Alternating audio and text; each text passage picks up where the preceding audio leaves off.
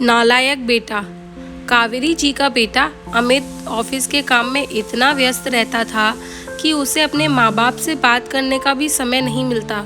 और अगर कभी कावेरी जी आगे बढ़कर उसे कहती कि बेटा 2 मिनट हमारे पास बैठ जाया कर, तो बस तुनक कर यही जवाब देता, माँ मेरे पास इतना फालतू का समय नहीं है जो आपके पास बैठूं। मुझे ऑफिस का भी बहुत काम रहता है, ऑफिस का अभी बहुत काम करना है। कावेरी जी बेचारी मन मसोक कर रह जाती और यही सोचती कि उनके पति भी बड़े पद पर कार्यरत थे। उनके ऊपर तो ऑफिस और परिवार दोनों की जिम्मेदारी थी। फिर भी वह हमेशा उसे और बच्चों को समय देते थे और प्यार से बातें करते थे। बेटा तो बेटा, बहू भी सीधे मुंह बात करना तो दूर, बस यही जताती रहती कि बच्चों को पढ़ाना और संभालना कितना मुश्किल होता है, फालतू का समय नहीं है। कभी कभी तो बेटे मोनू की परीक्षाओं के समय अपने पति से कहती कि अपने माँ बाप को उनके घर छोड़ आओ, मेरे बेटे के कम नंबर आए तो मुझसे बुरा कोई नहीं होगा। कहने को मोनू अभी पहली कक्षा में था। कावेरी जी पूरा दिन बहू के साथ घर के कामों में करती रहती, पर बहू को बहाना चाहिए था उन्हें घर से निकलवाने का, क्योंकि कावेरी जी के पति का यहाँ शहर में इलाज चल रहा था। रोज़ रोज़ उनसे इतनी दूर आना संभव नहीं था, इसलिए वह बेटे के घर कुछ दिन के लिए आए हुए थे। कावेरी जी बेचारी आंखों आंसू भरकर रह गईं। अब उनके भी घुटनों में भी काफ़ी तकलीफ रहती थी, ठीक से चल फिर भी नहीं सकती थी। फिर भी अपनी बहू का काम में पूरा हाथ बटाती, लेकिन बहू को अपने सास ससुर फूटी आँख न सुहाते। कभी कभी कावेरी जी का मन बहुत उदास हो जाता तो उनका मन पोते के साथ खेलने को करता। वह मोनू को अपने पास बुलाती तो उनकी बहू चिल्लाकर बोलती, आपकी हिम्मत कैसे हुई मेरे बेटे को हाथ लगाने की? चुपचाप अपने कमरे में नहीं रहा चाहता क्या? कावेरी जी का मन और भी व्यतीत हो जाता। उन्हें यही लगता था कि पति क्या बीमार पड़े, प्यार के 2 शब्द के लिए भी वह तरस गई थी। अब तो घर में जिसे देखो वही उनको डांटता रहता था। आज कावेरी जी के पति का 15 दिन बाद दोबारा टेस्ट होना था, पर उनके घुटनों में इतना दर्द था कि वह ठीक से चल भी नहीं पा रही थी। संयोग से आज बेटा घर पर ही था, इसलिए कावेरी जी उससे बोली, अमित बेटा तुम्हारे पापा का आज चेकअप होना है, पर मेरे घुटनों में बड़ा दर्द है, तू गाड़ी से उन्हें ले जा। अमित क्या माँ, एक ही छुट्टी मिली है आराम करने के लिए और आप इस दिन भी चैन से नहीं बैठने देती। रिक्शा करके चले जाओ, कौन सा आपको पैदल चलना है? अमित गुस्सा करते हुए बोला और दोबारा अपने कमरे में चला गया। तभी कावेरी जी की बहू रसोई से चिल्लाते हुए बोली, अजी सुनते हो, मुझे पार्लर जाना है, गाड़ी से छोड़ आओ, बाहर धूप बहुत तेज है। हाँ बेबी, मैं अभी गाड़ी निकालता हूँ, तुम तैयार होकर आ जाओ। बेटे के दौरे व्यवहार को देख कावेरी जी की आंखों में आंसू आ गए। आंसू को पोंछते हुए वह बाहर रिक्शे वाले को बुलाने चली गईं। दूर दूर तक कोई ऑटो रिक्शा नजर नहीं आ रहा था। कावेरी जी लंगड़ा लंगड़ा कर पैदल ही रिक्शे वाले को देख रही थी। तभी पीछे से घंटी की आवाज़ सुनाई दी तो वह रुक गईं। उनके पास एक रिक्शा वाला आकर रुका और बोला, अरे माँ जी, लगता है आपके पैरों में बहुत तकलीफ है, बताइए कहाँ जाना है, आपको मैं छोड़ देता हूँ। बस भैया, मेरे पति को मुझे टेस्ट करवाने जाना है, अगर तुम हमें वहाँ तक छोड़ दोगे तो तुम्हारी बड़ी कृपा होगी। कावेरी जी ने उनके आगे हाथ जोड़ दिए। बेचारे रिक्शे वाले को कावेरी जी पर दया आ गई और उसने उनके पति को रिक्शे में बिठाने में मदद की और डॉक्टर के पास तक ले गया। कावेरी जी को रिक्शे वाले ने नीचे उतारा और उसे पैसे देने लगी तो वह बोला, आप चेकअप करवा कर आ जाइए, मैं तब तक यहीं खड़ा हूँ, क्योंकि आप दोनों को घर जाने के लिए पता नहीं कब तक रिक्शा मिलेगा। इतनी धूप और तकलीफ में आप कैसे खड़े रहेंगे? मैं आपको घर छोड़ दूंगा। कावेरी जी ने अपने पति का टेस्ट करवाया और दवाई ली और फिर रिक्शे में बैठकर घर आ गए। जाते जाते रिक्शे वाले ने अपना फ़ोन नंबर दिया और बोली, माँ जी, आपको कभी भी कहीं जाना हो तो फ़ोन कर देना, मैं आ जाया करूँगा। ऐसी हालत में आपको पैदल चलना ठीक नहीं है। रिक्शे वाले के प्यार भरे 2 बोल ने कावेरी जी के लिए जैसे दवा का काम किया। उन्हें दर्द में थोड़ी राहत महसूस हो रही थी। कावेरी जी बहू बेटे की हर खड़ी खोटी सुनकर रह जाती थी। जब तक पति सही सलामत थे, मजाल की कोई कावेरी जी की तरफ एक उंगली भी उठा सके, लेकिन जब से पति एक पैर पर और एक हाथ पर लकवा पड़ा है, तब से वह एकदम लाचार और बेबस हो गए थे। बेटे के पास शहर के इलाज के लिए 6 महीने से आए हुए थे, तो बेटा बहू उन दोनों को हमेशा खरी खोटी सुनाते रहते। हालांकि इलाज कावेरी जी के पति के रिटायरमेंट के पैसों से ही चल रहा था, लेकिन दोनों फिर भी ऐसे जताते जैसे सब कुछ वो अपने पैसों से ही करते हैं।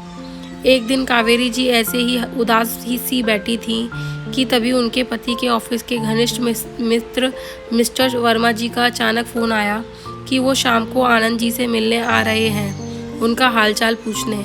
तो कावेरी जी बहुत खुश हुई, क्योंकि इतने समय बाद पति के मित्र उनके घर आ रहे थे। संडे का दिन था, अमित भी घर पर ही था।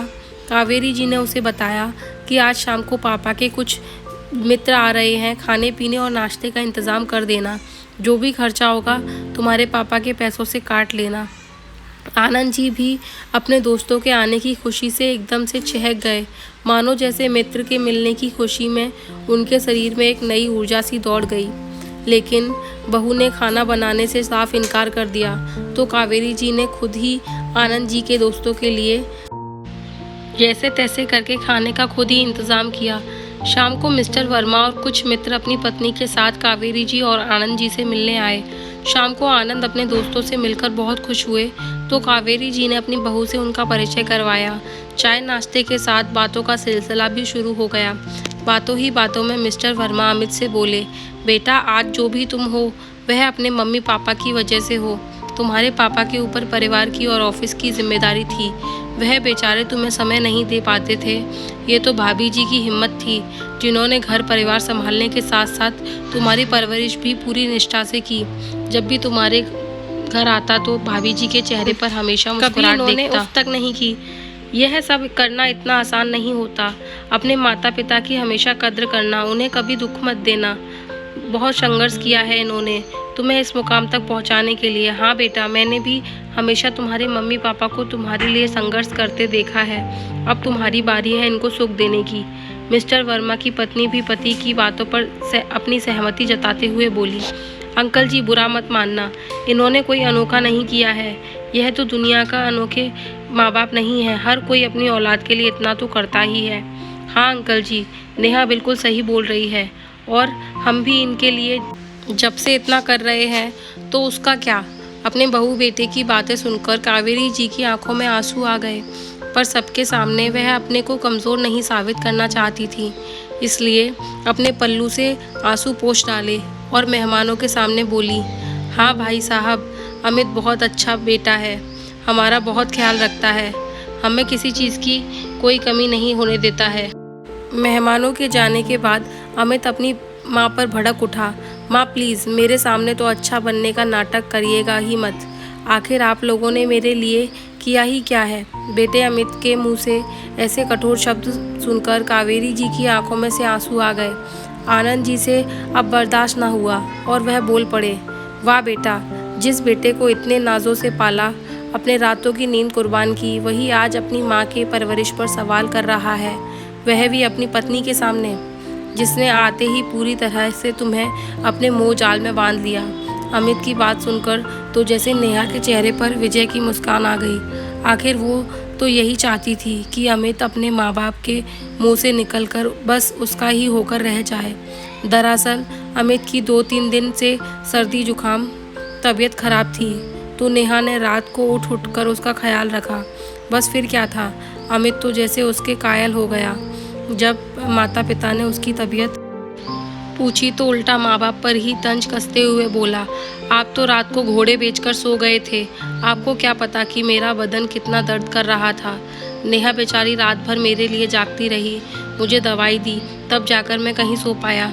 अमित का ऐसा कहना मानो कावेरी जी की ज़िंदगी भर की मेहनत पर पानी फेर दिया।